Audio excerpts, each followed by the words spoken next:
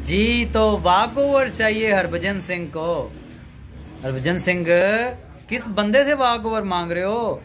पता है ना, जब वो बॉलिंग पे आता था तो बैट्समैन घर फोन करके बताते थे आज हमारी रोटी ना बनाना, पता नहीं घर वापस आ पाएंगे कि नहीं। और पाकिस्तान को इतनी हल्का ले लिया है। 12 मैच आप जीते वो मानते हैं, लेकिन अभी तो देखो वक्त चेंज हो चुका है। पाकिस्तान इस वक्त किसके हाथ में कमान है ये भी तो देखो, इमरान खान के हाथ में है। सबका वक्त पुराने हो गए हैं, अब आपकी इसी तरह फैंटी उतरा करेगी, इसीलिए तो डरते आप हमारे साथ खेलते नहीं हो। वैसे पता ना ओवरऑल कितने आपसे ऊपर है मैच।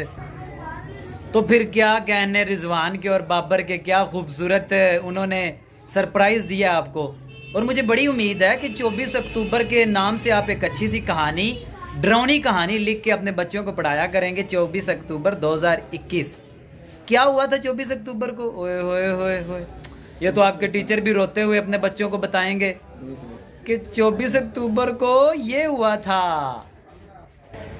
तो जब शहीन अफरीदी ने खब्बे हाथ के साथ बॉल पकड़ के मारा था ना यारकर, एतमाद नहीं चेक किया उसका। उसने नहीं देखा अंपायर ने उड़ दिया या नहीं दिया, उसने अपना जश्न मनाया है। अंपायर ने तो फॉर्मेलिटी की थी, उंगली ऊपर करी। उंगली से याद आया, वो कहाँ होता है आजकल आपका नरेंद्र मोदी, जिसको हर जगह से उंगली लेने की बड़ी आदत है। इसी तरह आपकी तबीयत साफ करते रहेंगे इंशाल्लाह। अभी सब्र करें, अभी तो शुरुआत है। ज्यादा लंबी बातें आपसे तो नहीं करूंगा। अभी हमारा कल एक और टाकरा भी है, वो जिनकी सिक्योरिटी बड़ी खराब है, उनकी कल सिक्योरिटी चेक करनी है। सिक्योरिटी उनकी भी इंशाल्लाह कर देंगे ठीक सिक्योरिटी। अभी आप देखते जाएं कि होता क्या आपके साथ है। नहीं, आपने क्या सोच रखा था कि पाकिस्तानी टीम को हम जब चाहें जब जैसे चाहें हरा देंगे? नहीं जनाब, वक्त चेंज हो गया है। वो पुरानी बातें से मैं छोटा होता था जब आपने लास्ट टाइम हमें आया था, मैं उससे भी काफ़ी बड़ा हो गया हूँ, और बाबर आजम भी उससे बड़ा हो गया। अभी देखिए आपकी फैंटी कैसे उतरती है। और पाकिस्तान आपसे जितने भी मैच हारा है, पाकिस्तान में हालात ख़राब नहीं हुए।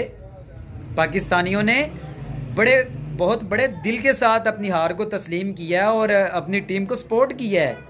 और रात वाली जो हार है उसके बाद आपने अपने इंडिया का हाल भी देख लिया है।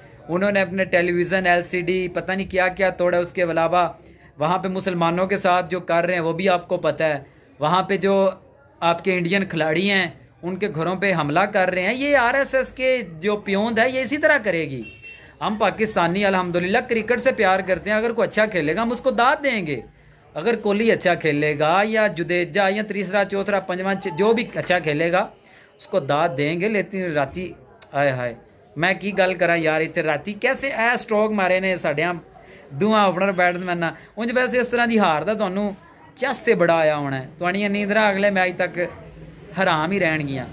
तो जी तो नाजरीन, न्यूजीलैंड के साथ मैच आ रहा है कल पाकिस्तान का। तो इंशाल्लाह मैं दुआ गो हूँ, मेरे साथ पूरे पाकिस्तान बल्कि पूरी दुनिया में रहने वाले मुसलमान और पाकिस्तान से मोहब्बत करने वाले कल वाले मैच के लिए दुआ गो होंगे।